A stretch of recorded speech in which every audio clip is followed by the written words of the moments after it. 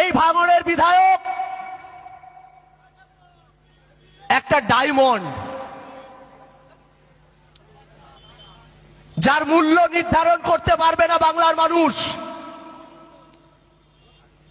সোনার চামচ মুখে দিয়ে জন্মগ্রহণ করেছেন যে মানুষটা,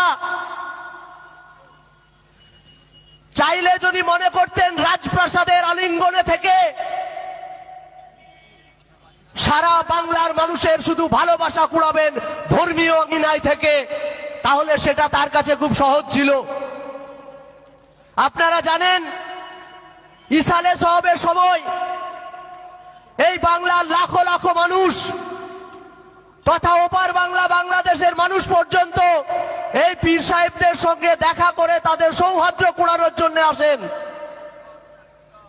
সেই সোনার সিংহাসন ছেড়ে মানুষের লড়াই করার জন্য যেদিন রাজপথে নেমেছেন বাংলার বীর হয়ে, সেদিন এই মমতা বন্দ্যোপাধ্যায় এই মানুষটাকে পর্যন্ত ৪২ দিন জেল কাটিয়েছেন। যখন ওয়াকফ নিয়ে আপনার আমার বাবার কবরের সম্পত্তি, বৈদিক সম্পত্তি, জমি, মসজিদ মাদ্রাসার জমি যখন লুট করতে চাইছে রাজ্য সরকার তথা কেন্দ্র সরকার, সেই সময় দাঁড়িয়ে নওশাদ সিদ্দিকী মহাশয় যখন কলকাতার বুকে মহামিছিলের ডাক দিলেন, সেই দিন এই রাজ্যের শাসক দল মমতা বন্দ্যোপাধ্যায়ের আঙুল হিলনিতে এই নওশাদ সিদ্দিকী মহাশয়কে ধর্মতলা থেকে টেনে হিচড়ে তুলে নিয়ে গিয়ে লালবাজার ঢুকিয়েছিলেন।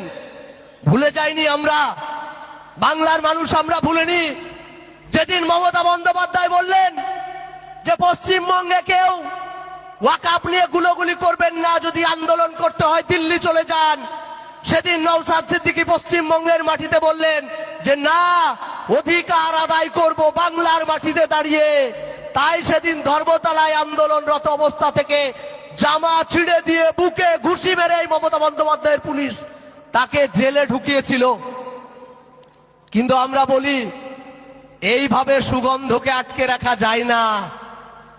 যেটা সুগন্ধ একটু সুযোগ পেলেই ছড়াবে, আর যেটা মোল্লা সাহেবদের মতো দুর্গন্ধ সেটাও ছড়াবে। তো বাংলার রাজনীতিতে শওকত মোল্লারা হলো দুর্গন্ধ, আর নওশাদ সিদ্দিকীরা হলো সেই পারফিউম।